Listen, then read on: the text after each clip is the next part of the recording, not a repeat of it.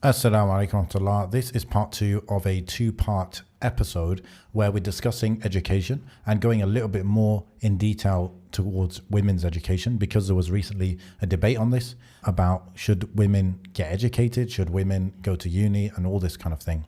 So the first episode was, I actually thought it was really good. I was going to delete it, but then I realized it's actually a really good analysis of the education system in general, like for men and women. What is education? What should our be goals? What should our goals be as Muslims when it comes to education? And then this part two is like trying to get really into the meat and potatoes of what we would realistically, in the real life world that we live in, do when it comes to our daughter's education, right? So inshallah you enjoy it. I think we try to really make it practical and take everything into account. So enjoy. I think the argument will come up, which is, isn't education a backup plan? Right? What if your daughter gets divorced? What if her husband dies? What if you die? What should your daughter do until she gets a proposal? So Yeah. these arguments will come up. Yeah. That's like good points, right? So the first thing you said, what if she gets divorced? The second thing, okay, what's she gonna do? If she doesn't go uni, for example, if she doesn't finish secondary school, whatever. I think that's a good thing that someone could say to trigger a very good response, which is that's the whole problem with our thinking, is that we're on autopilot when it comes to full-time education, and like going to being in education full-time and until that later age. And so why should it be why is it the default in your head, whoever is saying this, that if you're not in education, you're wasting your time? I would say that if she's not, let's say she leaves school at age 14, whatever, 12, whatever you want to say, right? What's she going to do? Well, she can do so much in terms of, because now it makes you think a bit deeper, right? It's like, okay, well, what's she going to do? If she's not on autopilot, now she has to intentionally think, or the parents have to intentionally think, what's she going to do? Now you start thinking, okay, what is a good use of time? And then you start thinking, well, a good use of time, we go back to Surah Al-Asr and we find like the four things there. And then it's like, okay, let her have stronger iman, let her work on her iman, let her work on her ibadah, let her work on her da'wah, let her work on her community service, let her work on helping her family members. All of these things which are going to be heavy, inshallah, on her scales, Yawm al-Qiyamah. And it's going to have, just in a dunya point of view, it will help the society. We've spoken before on Mind Heist about the value of a person, usually a woman, who does not need to make money, and therefore she can do things for free that no one would be willing to do for free unless she was seeking the pleasure of Allah. And she took pride in that kind of social contribution, right?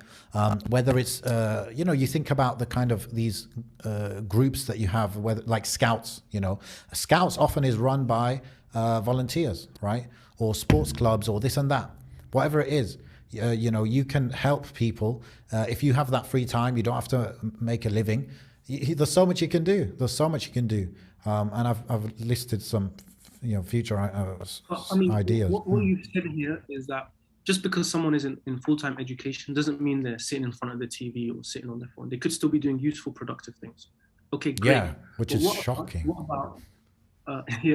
about and I think this is a strong argument. You are a shepherd, right? You are a qawwam. You are responsible to protect your daughter. Yeah. Okay. And part of protecting your daughter is for you to look around and see that the economic climate around you is such that your daughter might have to provide for herself. You don't want her to provide for herself. You don't think that it should be like that.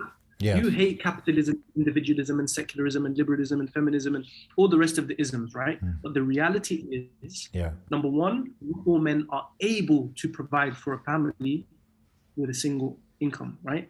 And not all men are willing. So maybe you're going to marry your daughter off to the best man in the world, but when he dies and you die, maybe your brother's not going to support your daughter. Yes. Maybe your dad's not going to support your daughter. Your cousin's not going to support your daughter. Yeah. Your daughter's not going to sit and wait for the khilafah to be reestablished, right? Yeah. So part of your responsibility to protect the women under you is for you to think about these circumstances and to find solutions preemptively. Yes, I agree. So your and I was doing this in Scouts, which she could do while she's at school. Like, why does she have to drop out of school to go to volunteer in Scouts or to memorize Quran or to Well, Can't you do both? Yeah, it depends. That's what I'm saying.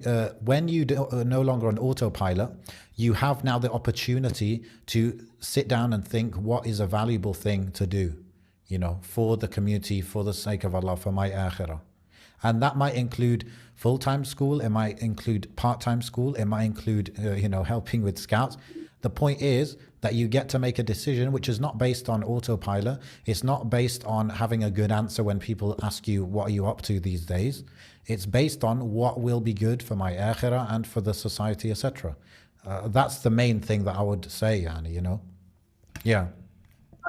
Speaking, you as a father who's responsible for your daughter's well-being and in the long term, yeah, what practical solutions are there for you to ensure that she's not in a position of need, she's not in a position of sitting in front of the masjid begging, she's not in any of these positions? Yeah. So first, I would say, Yani, sometimes I think that we have to, like everybody knows, yeah, trust in Allah, Allah provides, right? Your rizq is written, etc. Everyone knows that. But practically, sometimes I only feel comfortable doing something which is quote unquote risky because I believe that, right? Because I believe that Allah is enough for me and my rizq is written. Otherwise, it wouldn't make logical sense for me to do certain things with my money, for example. So there is an element of leniency, I would say, in terms of having a contingency plan. Whatever contingency plan you want to put in place for your daughter or for anything else in life, it doesn't have to be as watertight when you have that kind of level of trust in Allah. That's the first thing. The second thing, though, of course, you should tie your camel, right? And I wanted to discuss this with you because I did this thought experiment and I was thinking of a specific family and a specific individual in that family, yes? And I was thinking, if I was her dad, would I be worried about her, being in a position of not being able to provide for herself? Now, not being provided for. Well, her dad is not working, but he does have property and stuff like this. Okay, she has two brothers, at least one of which he's been raised where he would provide for her, if it was needed. Yeah. And then, she's not married, but let's say if she was married, obviously you have to be discerning when you pick the husband, etc. And then on top of that, she even has, sisters whose husbands probably would also try and pitch in.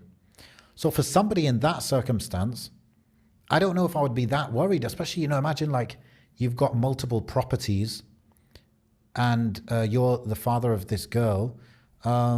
You've got many layers of things in place in case things went wrong, right? Inshallah, she'll marry a good man who's earning a living. On top of that, you've got property as backup. On top of that, she has a brother who's working and who would help her out. On top of that, she has uncles and this and that. So if someone in that situation, I think I would actually go down this route of, yeah, her dad should provide, her husband should provide, and I would actually go down the route. The question is, though, how common is that situation? Maybe it's not so common, although perhaps in the West there are a decent amount of people in that position. But if we're going to look at the Muslim world, where there are actually a lot of people who, the pay is just not enough, especially one income is not enough. In that case, it's look, bro, I go back to what I understand from history is that women used to work. Yeah, it was very common for women to work. I'm not saying they had a white collar jobs or they go to a factory, but they would contribute to the work that went into generating the income or the food for the family. So, just up until a few hundred years ago, most people on the planet were farmers of some sort, right? Farmers, and then you have some people that are trading, right?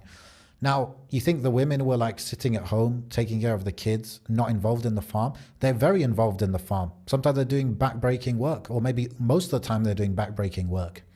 The man, this is all what I understand, yeah, maybe correct me if you know something different. The man would have a certain role in this agriculture lifestyle. He would have his role and the woman would have a role. So they wouldn't do exact same work, but they would all work and contribute And even the children would contribute, you know, from age, you know, whenever they can get involved, they would, you know, from age 9, 10, I don't know, they would get involved in whatever needs to be done. And that's why they say that people used to have a lot of kids. Part of the benefit of having lots of kids is they contribute to the farm work, right? Maybe they don't need to buy a cow now or a donkey. They've got like more kids to help out, right? They got more manpower, right? And so women used to work. So it's not a new concept of women working. I think what's important is that women had certain roles they would perform, and those roles did not include them, for example, mixing with men or getting into situations that are not ideal for a woman to get into. So for example, you would imagine that when the harvest comes out, the man would be the one to go to the market and set it off, right? Maybe he's more suited to that, to traveling, to carrying the stuff, to bartering and haggling and negotiating. But then the woman might be the one that would roll the oats or whatever it is. You know what I mean? Maybe she's able to sit near to her home in a more safe environment, and etc. So I say that to say that, you know, sometimes women have to work, and we're talking about the situation where you know, the husband's income isn't enough, and so or she might be in a situation where her husband loses his income. Do you want her to be in a good situation or not? And I say, well, you know, she can work, but then it's like, okay, education-wise, what should she do anything to prepare for that? I think that's the next question, right? And I think I don't have a strong opinion on this yet, but perhaps, you know, you tell me if you've thought of this, but what if, like, we should sow the seeds in our daughters that they should be learning and gaining skills to do something useful with it. And maybe those skills that they learn will turn into something that people would pay them for if they did need to go to the workplace. Do you think that's like a good beginning, Hani? Yeah, I mean, what I always say to my family is that I would like for them to understand that learning and education and seeking knowledge should be done to benefit, right? To benefit yourself and to benefit the Muslims and to bring some benefit to this ummah, right?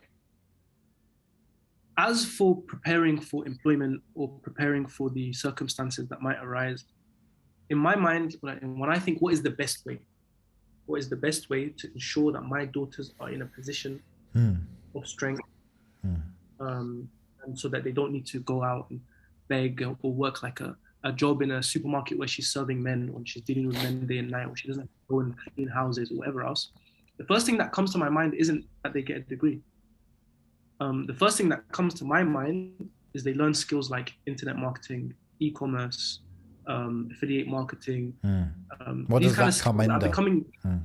That comes under like things that you can do from home, or what do you mean? I mean, part of it is she can do that from home, okay?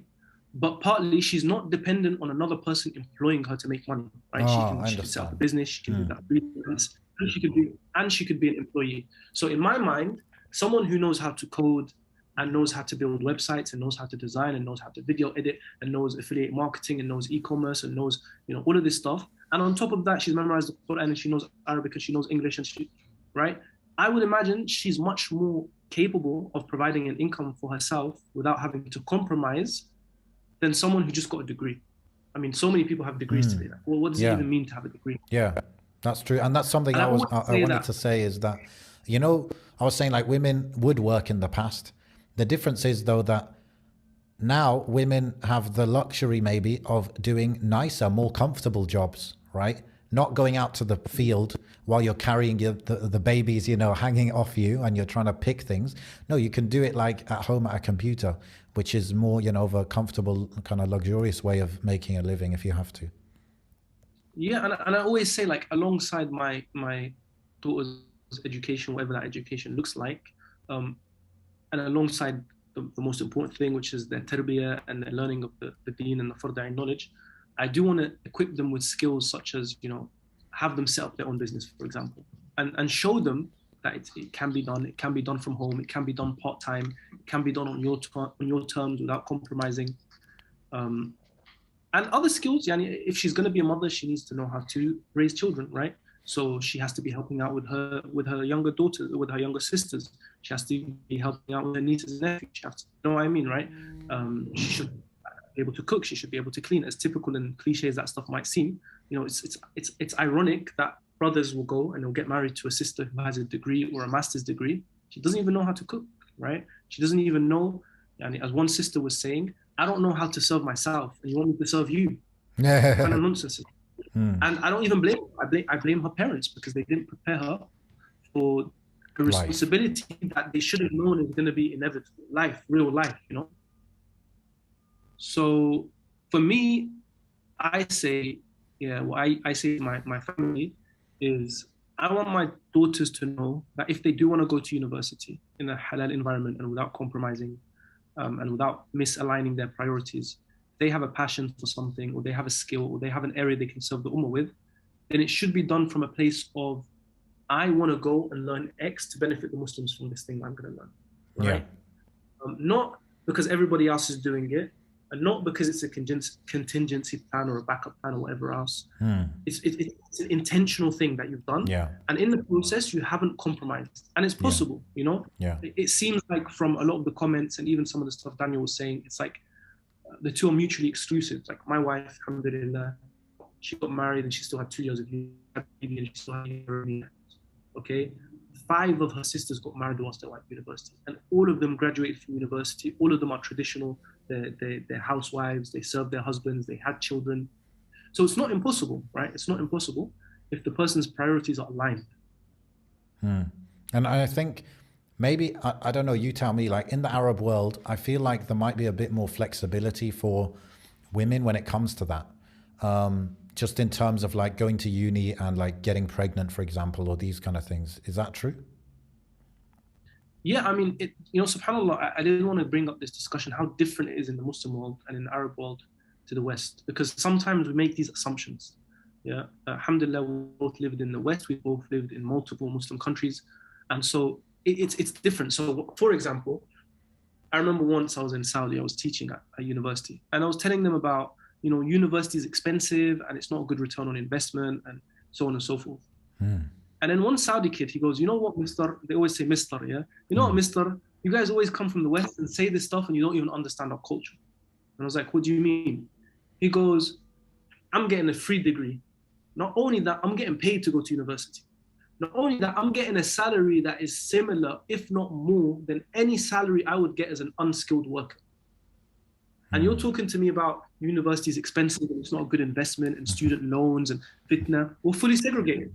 We don't even have, how it is in Saudi, it's like all men are together and all women are together, including teachers. So they don't even see teachers of the opposite gender, right? Yeah. So I'm gonna say that a sister in Saudi Arabia who is likely not going to get married, not because she doesn't want to, but because of the economic situation, because of the culture, because of the mahar, because of the wedding, she's not going to get married anytime soon. Should just drop the idea of university. But if I'm talking about someone in the West, it might be different, right? Might be different. Yeah. So I think your question was, sorry, because today my mind is a bit all over the place, yes. But your question was, is it different in the Arab world? Definitely in Egypt, it's different. Definitely in Saudi Arabia, it's different. And it might be more similar to the West in places like UAE, maybe in Dubai, etc.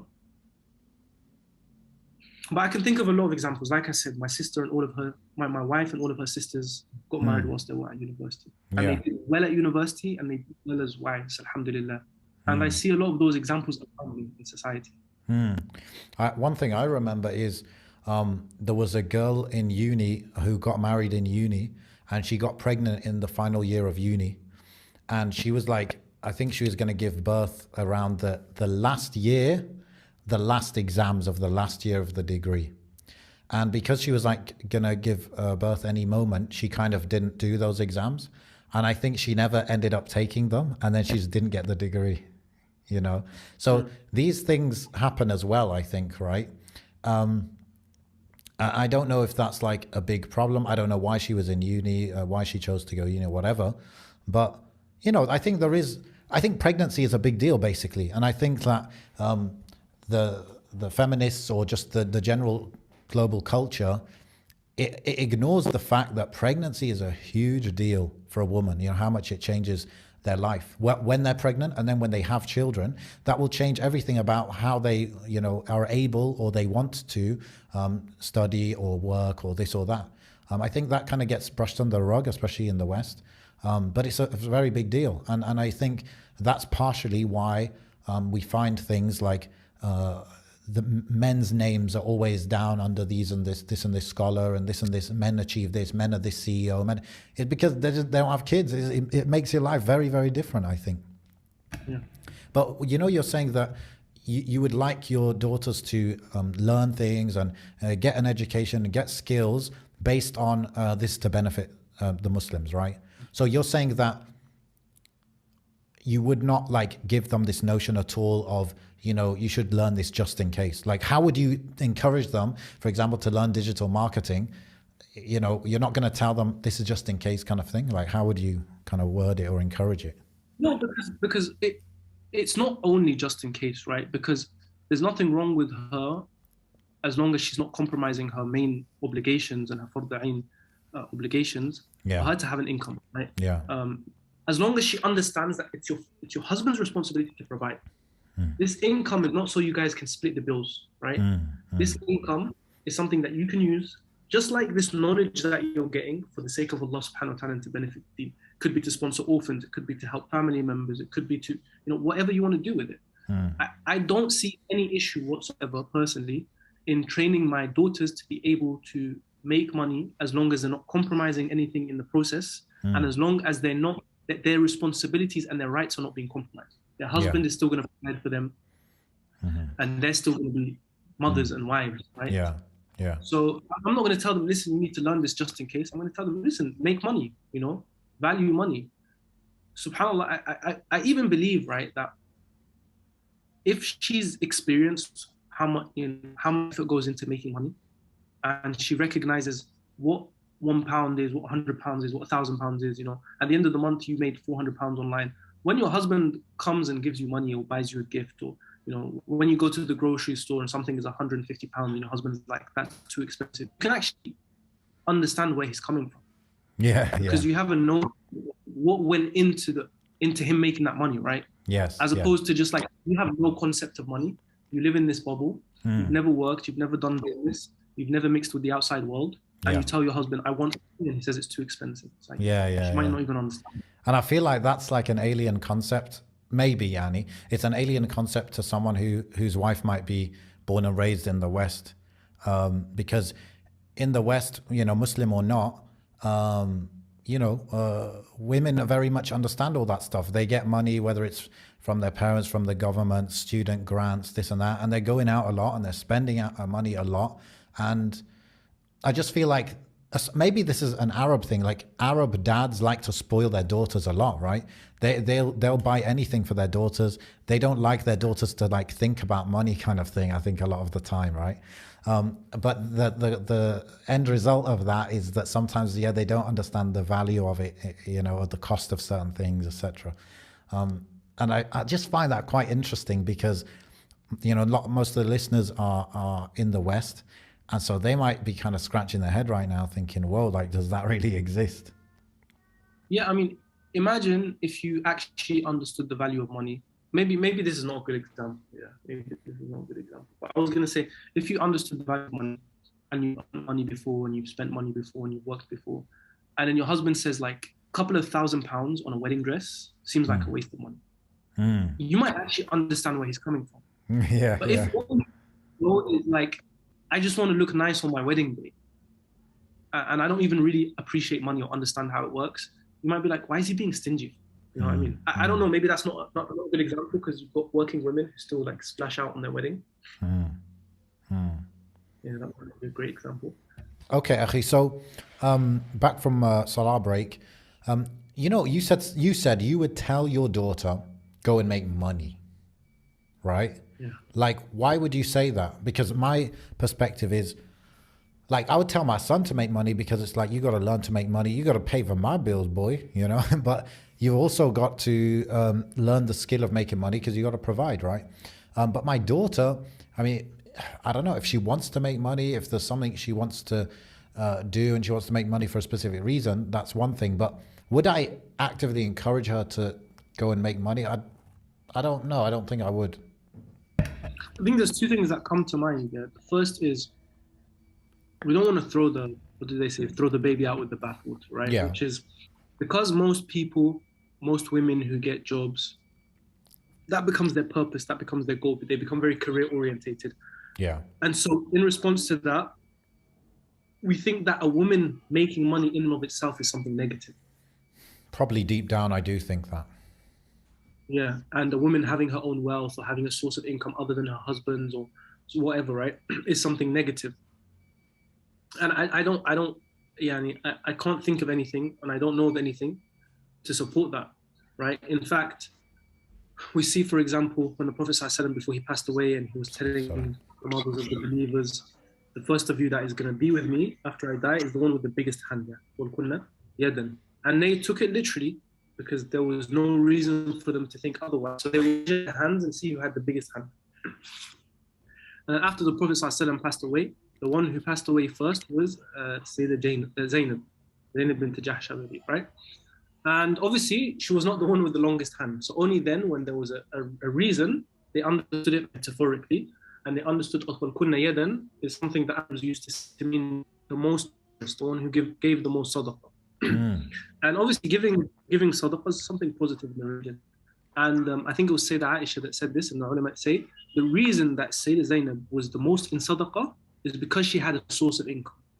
She used to, if I remember correctly, she sew clothes from her home. Sew clothes. Yeah. So she's doing something from her home that didn't interfere with her responsibilities, that didn't require her to mix with men. And from that, she was making money, and she was sponsoring the Masakeen. It was well known about her that she would sponsor the Masakeen. And she was the mother of the Masakeen, right?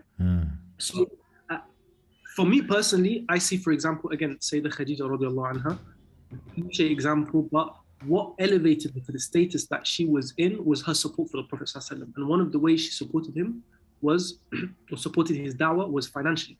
Again, yes, she inherited the wealth, and she was intelligent about how she managed that wealth. She didn't mix with men, so on and so forth. But the point being, if a woman is able to make money, halal money, without compromising her obligations and without doing something that is haram in and of itself, there's nothing negative about that in the Sharia. Yeah. We have a certain perception, which is like, okay, she makes money, therefore she's not dependent on her husband, therefore she won't obey him, she's going to think we're equals now, she's going to... The qawama isn't that the man necessarily has... Let me think how I'm going to say this here. The qawama isn't necessarily that the woman doesn't have money. The qawama is that the man is obliged to provide even if his wife has money, right? So even if the wife has lots of money, the man's still obliged to pay the bills and to support her financially and so on and so forth. So I don't see an issue with her making money. That's the first thing. The second thing, perhaps the phrasing, like you should make money or make money is not the best phrasing, but you should be providing value. You should be doing something to benefit the Muslims. And if you're providing enough value and enough benefit to the Muslims, oftentimes that is rewarded with money, right? If you're going to teach people, if you're going to set up, for example, online platform to teach Arabic, or you're going to do whatever it is, right? You don't need to be extortionate with your rates, but it's very likely you're going to charge people money. They're going to pay you for your time and for your service and so on and so forth. Yeah. So even for your sons, I mean, are you going to tell them, go start a business because you have to make money, or are you going to teach them, go provide value to the people, and that's going to make money? And the reason you're making money, again, is to fulfill your obligations and to benefit the religion. And it's not like money is an objective, it's just a means, right? Yeah, that's true. I mean, as soon as you say, like, as long as it doesn't go against, distract you from your duties, right? As soon as you say that, you know, I feel more positive about it. And also, you know, aside from duties, it's like, you've got to have a good intention, right? So for example, I guess I'm just being honest about my thinking, subconscious thinking, right? My programming, you could say, right? Like, I'm kind of against making money, even though like I've focused a lot of my time and energy on making money. Maybe it's just for women that I think that way.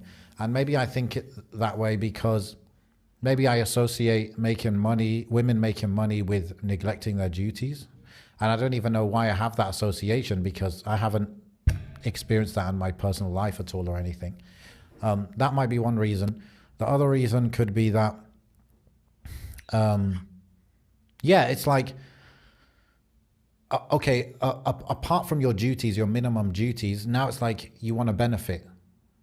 And it's like, do you have to benefit people through money, or could you benefit through other things? And I suppose what you're saying is it's both. It's either. It's whatever makes sense for the person.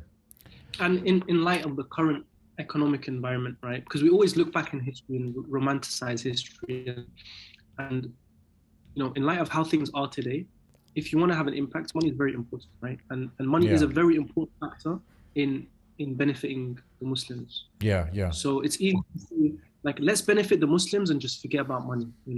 Let's do those things that don't require money. Let's be all virtuous and righteous about it. But it's a reality, bro. Like, if you want to serve the Muslims, you need money.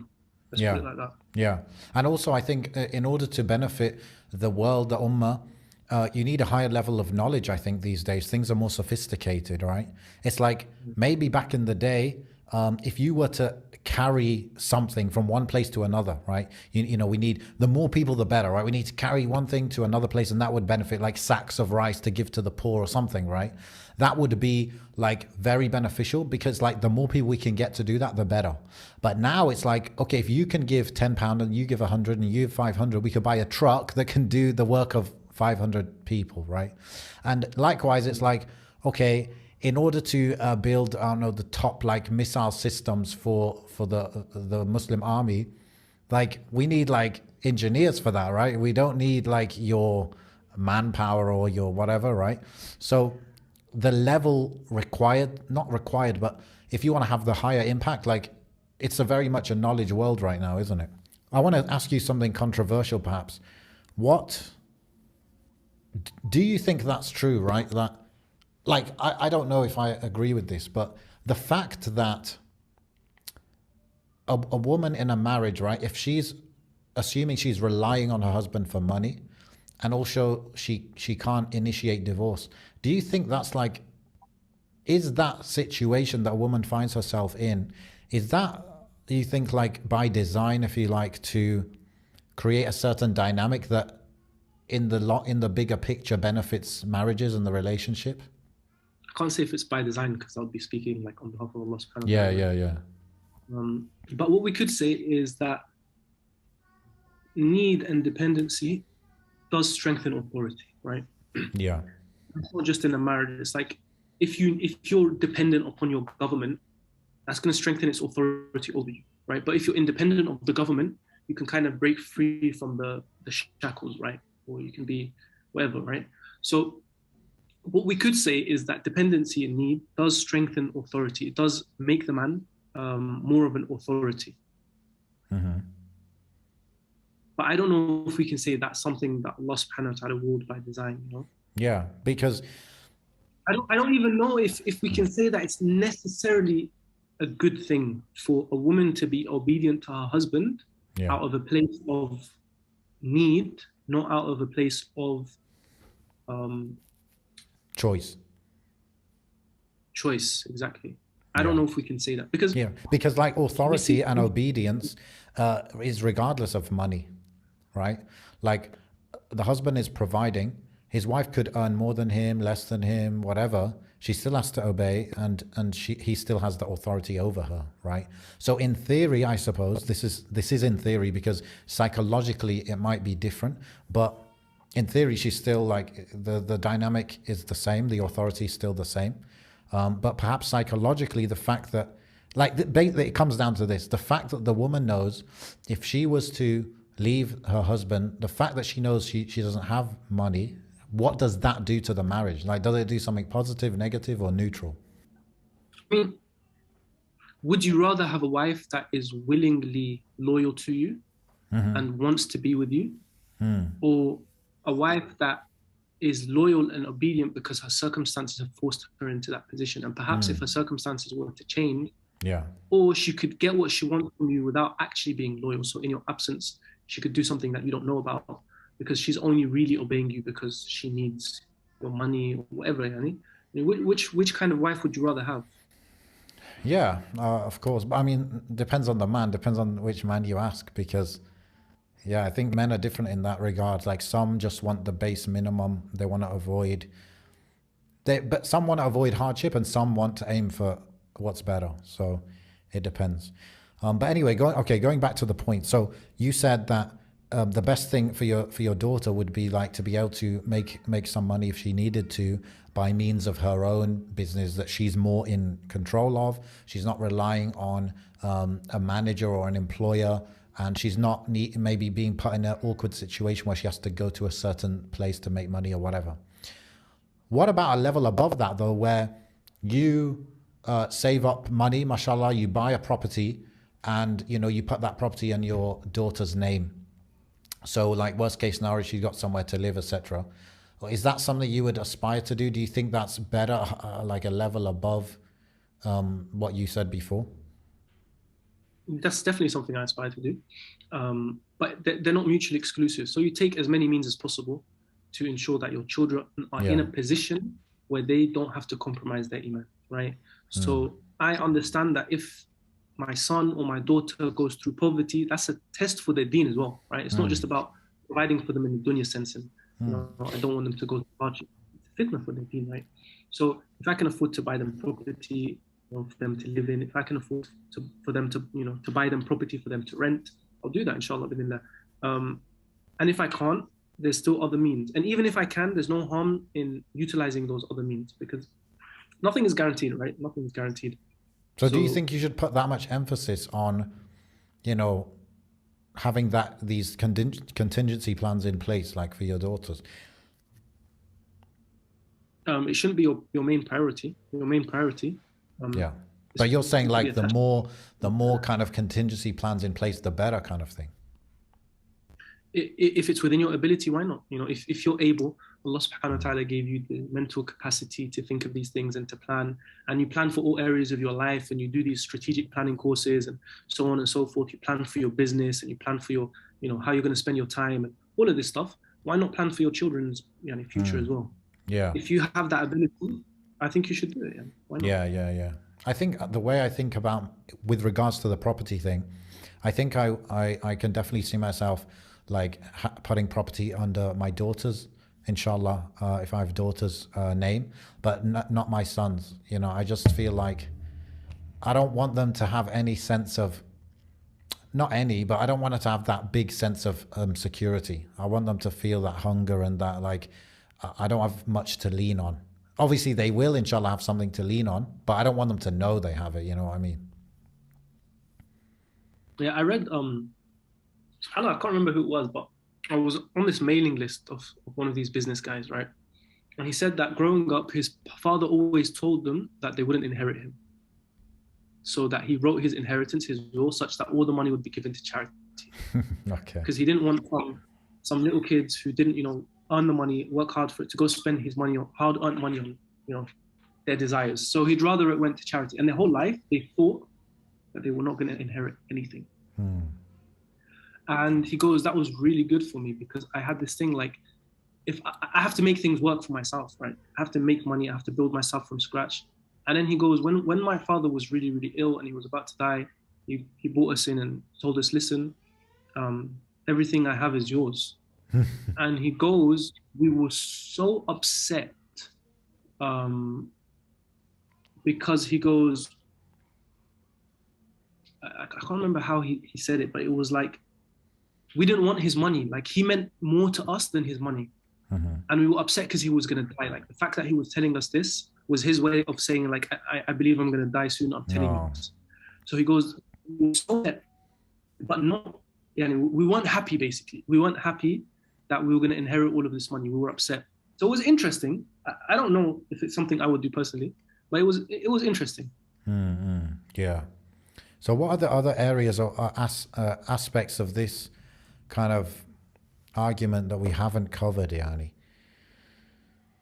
So something I found interesting is Daniel was talking about empowerment of women and how... Oh, yeah, this was a big thing, yeah. Seeks to empower women, and Islam is not in favor of empowering women. Yeah. Islam prohibits women of taking positions of political leadership, etc., etc., etc. Yeah. And I found this quite strange coming from Daniel. The reason I found it strange is because I've read his book, More Than Menace to Islam, and maybe I'll do a book review soon. I found it to be quite a nice book, mashallah, quite a beneficial book. And he put an entire section, and the point that he really emphasized was the social, political, economic power of motherhood, right? And essentially what he was saying, and in addition to what he was saying, is that mother has more social and economic and political power than an employee, right? And if I look at my own life, I mean, my great-grandmother, I knew, I saw her until I was like 14, 15. 10 of her children lived, and she raised 10 children. And she was more economically prosperous than a CEO, right? Than a career woman who reached the top of the ladder. Because she had 10 people under her, like 5 or 6 of them were boys who were working. They would bring her money, they would bring her gifts, they would do everything for her, right? Just in the comfort of her home, she just picks up a phone or tells her children, get me this, do this, finish this. And she was a very powerful woman, okay? The point being, to say that Islam doesn't empower women means that you've taken on the definition of empowerment of the Western liberal kind of way of thinking. Whereas I would argue Islam does empower women because Islam empowers mothers. Prophet ﷺ teaches us that Jannah is at the feet of mothers. Your mother, then your mother, then your mother, then your father. So the Prophet ﷺ is emphasizing the importance of motherhood, is encouraging women to be mothers and to be patient upon motherhood.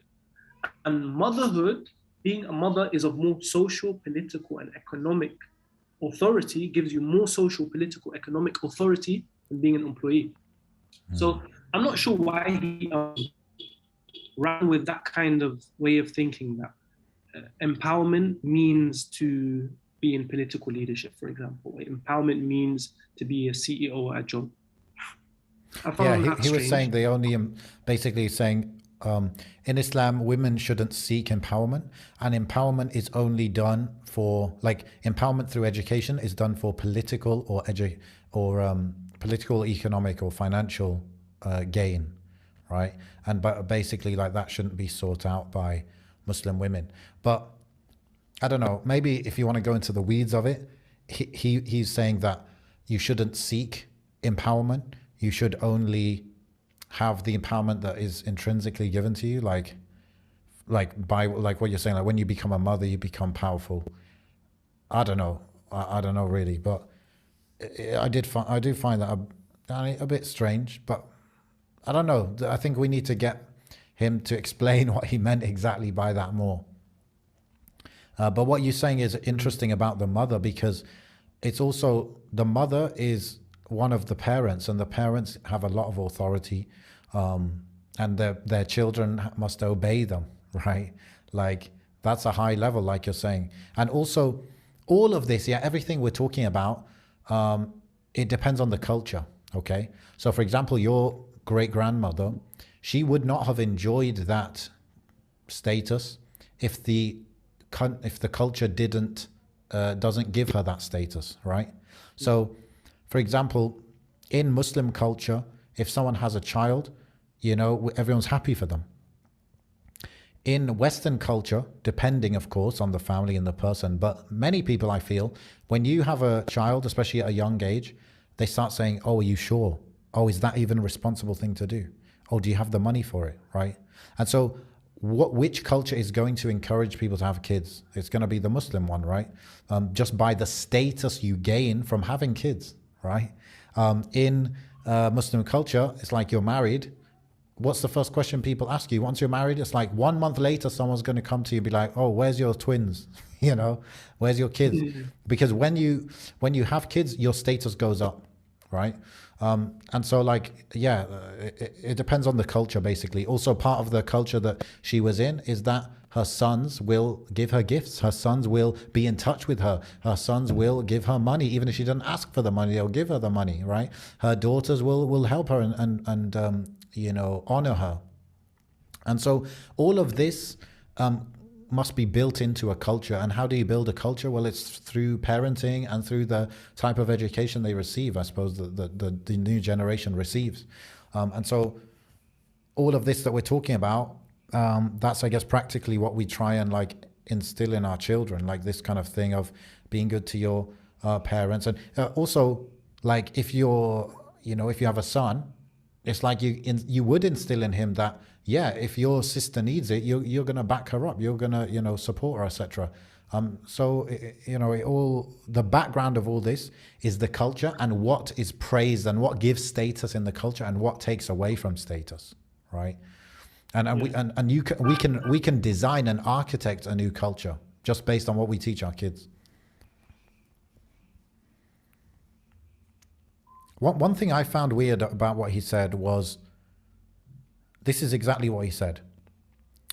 To be a doctor requires at least 24 years of intense, uninterrupted education. Even if everything goes right, she preserves her iman, etc., she will have to spend the peak of her youth, when she is at her peak marriageability, studying. Is it worth it? What if she can't find a husband after that? Would it be worth it then? Exactly what is she giving up to be a doctor? I don't know. What do you think about this concept of marriageability? She's giving up marriageability. I don't know. We said before about, like, you can study as well as get married. Like, why not? I don't know. But is she like a woman pursuing being a doctor, let's say with good intentions, to serve the Muslims, etc.? Is she, yani, giving up her marriageability years, etc.? Well, do you believe that a woman who's aged like 16 to 24 is more desirable than a woman aged, I don't know, 25 to 30 to the average man? Depends on the culture, but probably, yeah. Do you believe her marriage prospects go up or down as she gets older? Down. Yeah. We're not talking about how things should be. We're just talking about how things are, right? Yeah. So I think that's what he's saying, right? Which is, she has a higher probability of getting married at a young age. She's more desirable. She's probably going to attract a better husband, probably. Based on probability. And so the priority at that age should be what she's best suited to, or what she's, the areas she can excel in the most, let's say. Women are also more fertile at a certain age. So, yeah, by going through medical school, though, are you compromising on your likelihood of getting married? Not necessarily. I think what we can say is that most sisters who do take that route is very intense. It's very demanding. I'm not going to get married whilst they're at university. And even when they do get married after university, their job is going to be very demanding. So it's going to take a lot of time from her family, and there is an opportunity cost. And I mean, this, my mother is a doctor, right? So I wasn't sure if I should say it, but she's a medical doctor. And it helped that she only had one child. Okay, it helped that she took a break from her work when I was very small, and also when I was a teenager. So she took 2 major breaks from her career. But that's the whole point. She had to make a choice. She recognized certain times in her life, it was either that she focuses on her career, because it takes a lot of time and effort and energy to be a doctor, especially if you want to excel in your field, or that she takes a little break and prioritizes her school. So it shows that sometimes you do have to make that choice. You do have to make the choice of, am I going to prioritize my family, or am I going to prioritize my career? Having said that, if we were going to use the example of my mother, like her going to medical school when she was younger, means that she can work as a doctor now when I'm all grown. She doesn't need to be there for me, and she doesn't really have much to, she doesn't have any other children at home. So she's now able to work as a doctor because of that degree she did in her youth. Yeah. And she doesn't necessarily work for money. I mean, she does see what she does as a service to the Muslims, So my mother, though, like the average female Muslim doctor, I don't think so. Like, based on what I see, what I hear, what I even hear from her about her colleagues and stuff, that isn't what most Muslim women are doing. It's not like, she becomes a doctor, the average female Muslim doctor, And then as soon as she gets married, she just takes a break from working for like 5 years to prioritize her children. Then she comes back to medicine. Then she leaves her career in the middle of her career because her son is a teenager. Like, I don't think that's what most women do, but it's definitely possible, you know, if and only if the woman has her priorities in line. So perhaps we can say it's more about the woman's priorities, because listen, even if a woman doesn't have a degree and she doesn't have a job, if her priorities are not in line, she's still not going to be a good mother, right? There's plenty of women who are sitting at home. They don't have any distractions in terms of job or business or studies, and they're still rubbish mothers. They're just sitting in front of the TV all day. They're just sitting in front of, they throw their kids in front of cartoons and they're, you know, watching TV. And so if the priorities are not there, if the tarbiyah is not there, it's not going to matter whether she gets a degree or not. Right? The pattern is like, it's not about what you do a lot of the time, and it can be, but it's not about what you do, but it's why you're doing it and what's your intention behind that. And I don't think Danny would disagree that if a woman is not going to compromise her deen and she knows her priorities, that she can pursue these things, right? I even saw somebody in the comment section write something along the lines of, so if a woman doesn't sacrifice her marriage, doesn't sacrifice her children, and doesn't do anything haram, it's okay for her to get an education as long as she knows where the priorities are. And I saw that, I don't know if it was Daniel or the admin of the YouTube page, liked the comment, or, you know, did the little heart thing, loved the comment. So I don't think, and I think it's important not to misrepresent the brother's views. I don't think he's necessarily saying that all women who get an education are gonna lose their deen, and that all women shouldn't get any education, okay? I think he's just questioning this assumption that society has, that women getting a formal education is better for them than them not getting a formal education and getting married young, for example. Yeah. And a lot of the two sides, if you like, it's like turned into this black and white thing. Whereas the reality is that, can you find universities that will not endanger your daughter's iman? Yes. Can a woman study at uni and still get married? Yes. So all of this needs to come into play. But as usual, with like the ego and this and that of debates and the oversimplification and people not watching the whole thing. And to be honest, like, I don't think Daniel Haqiqatjou conveyed his main points well in this debate. Like, this article does a much better job of that we found. So that's why I think this is a good episode, inshallah, because it digs into the deeper, the actual points rather than the spectacle of it. Anything else to add? Yeah, go on. Yeah, there is something I wanted to add, which is when someone like Daniel speaks online, and it's not just Daniel, when people like, I don't know, Muhammad Hijab, Ali Dawah, Mufti Mek, whoever, right, speak online, sometimes they might think they're speaking to a Western audience about the ills of Muslims in the West. But in reality, they're addressing people all over the world. My wife was telling me of some of her friends. They grew up in Egypt, they know the Arabic language, they memorized the Quran, they're graduates of Sharia, they have access to ulama, and they will watch videos of Western du'at in translation. They don't even know English. So you know that the subtitle translation, they'll watch those videos and they might, you know, take those videos very seriously. And maybe it's partly because of the inferiority complex Muslims have. So even amongst practicing Muslims, it's like a Western Muslim who holds on to their deen is better than an Eastern Muslim, right? Because he has understanding, he's enlightened, you know, he lives in the West. He really understands Islam. So that's one side. And one side is relatability. If you're a 20-year-old in Egypt, you can probably relate to an American more than a sheikh from your local village. The point being is there's a huge burden of responsibility on du'at when they talk online to recognize how far their words can travel and how much of an impact that they can have. And so they need to be very, very careful. In the video, in the comment section, it's very clear, a lot of the brothers, they're talking about women in the West, okay?